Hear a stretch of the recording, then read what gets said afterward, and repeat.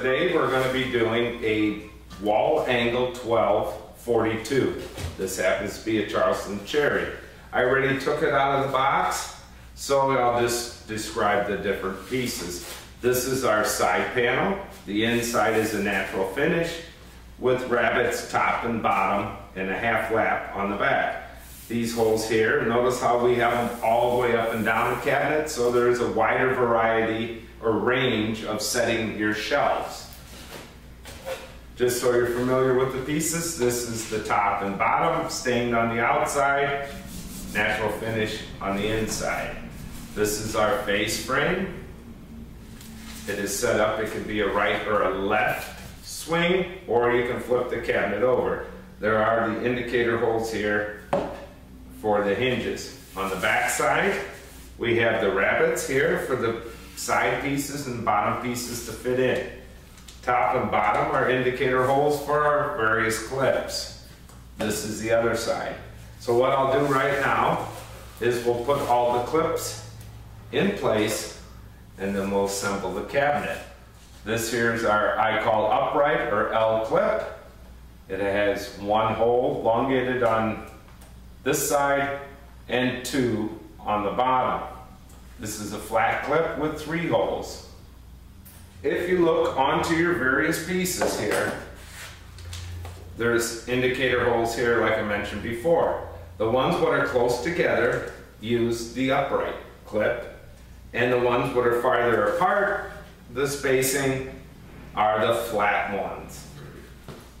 Now this clip here, this style clip, the upright, I will screw in snugly or firmly.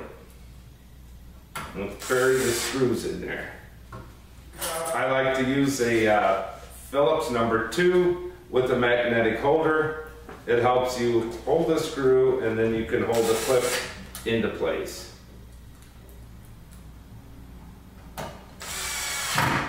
If you purchase the cabinet, we thank you. If you haven't, I hope this video does help you be a little bit at ease about the ready to assemble cabinet. As we do this today, you'll be able to see how easy it is to put a cabinet together and appreciate all the money you'll be saving by buying an RTA cabinet. Now I'll flip these over. These are our bottom and top panel. Doesn't matter which way you use them. Here, use the flat clip. You can see that the wide indicator holes, and the third hole you do want to have toward the inside of the cabinet or the middle. This is where we put our set screw in. Once you put it together, then you put that set screw in and it doesn't go anywhere on you. Now these I like to keep loose. You won't be fighting the sides or the various pieces when putting them together. All right, now we have one more clip on this part. Now we'll take our other one. We're doing a lot of mixing of colors, raising, lowering, upper cabinets, different colors of trims, your crown molds, your cabinet rails, but our designers will be glad to help you through that process. Also, if you're putting a cabinet together, or if you watch this and you still have questions, please give us a call at our 800 number, and somebody would be glad to help you with any questions or concerns you may have. We're doing the side piece that has a upright clip. Those we like to put in securely.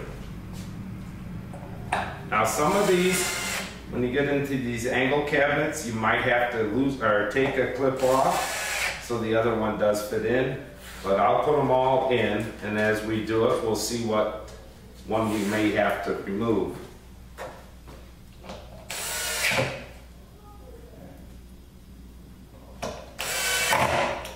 I'll flip this around, finish the other 2 clips.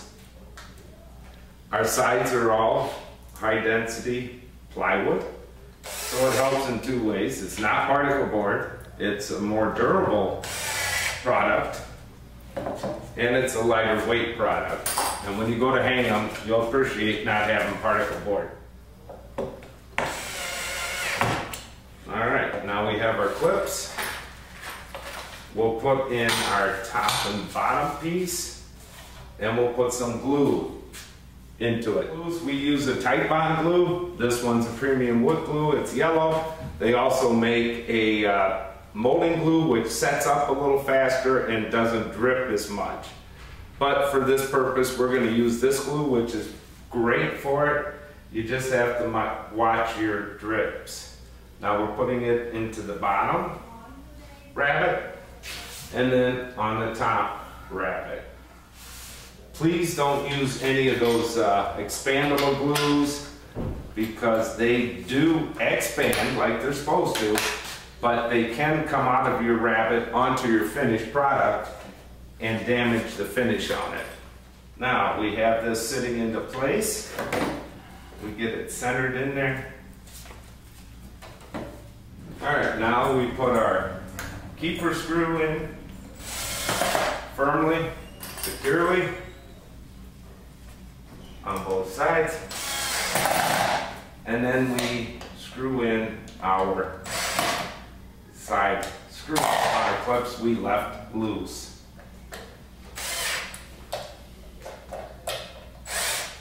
Flip this around.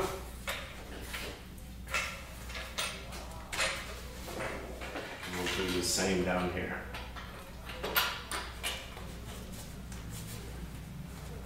Pushing it down, keeping it in place.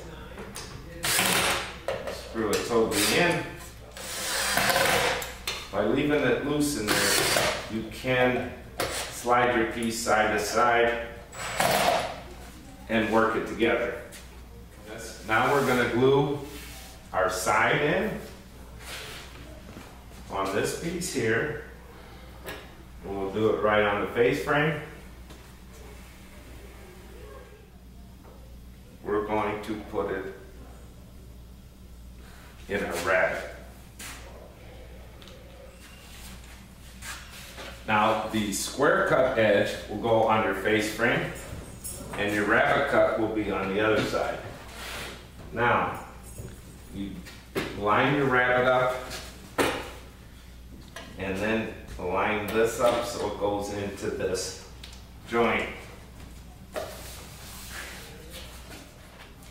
Now we'll put our glue in on this side, on the face frame, and then the rabbet on our side panel. And the flat edge will go against your face frame, lining it up with the shelves, sliding it down.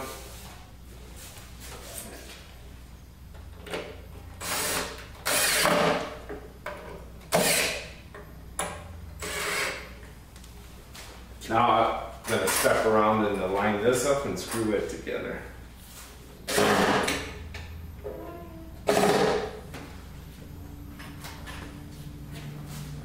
We do have, and you can see the indicator holes for the hinges.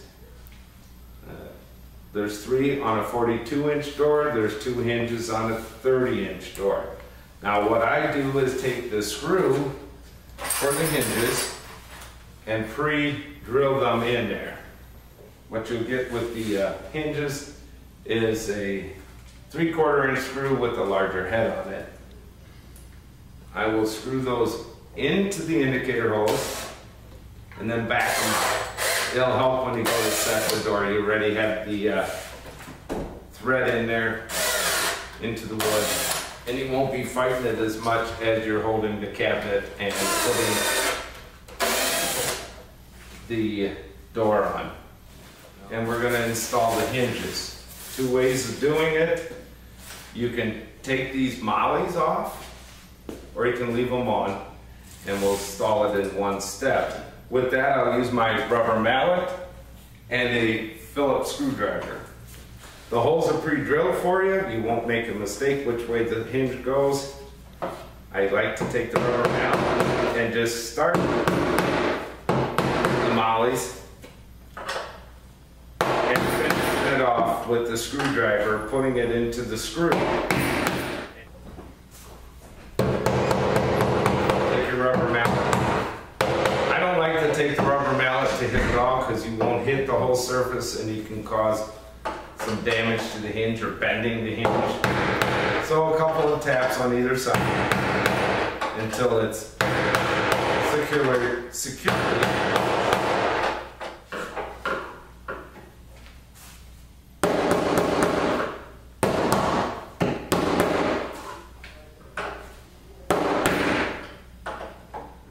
Taking your screw that you used to adjust it, you put that into the center of your piece.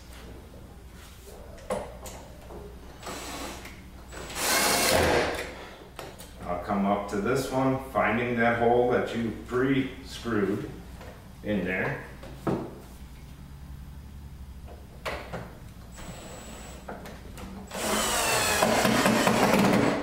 Screwing that in and put our last screw into place.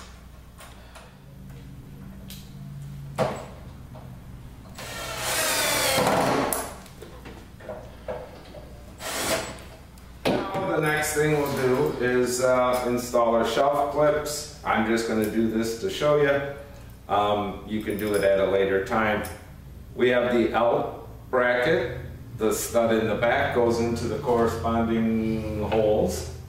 And then on the bottom is a screw that you can use, or a screw hole that you can use to mount your shelf permanently.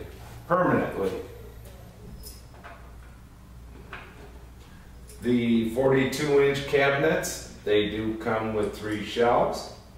So as you can see, all the holes that we do provide, that you can get a full range of heights in here. Now, as you can see, we do have full 3/4 inch shelves with a nice finish and an edge band. Set them into place.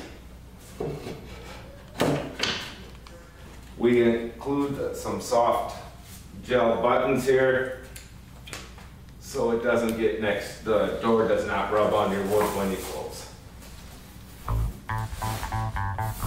There is your wall angle 1242. Thanks for viewing.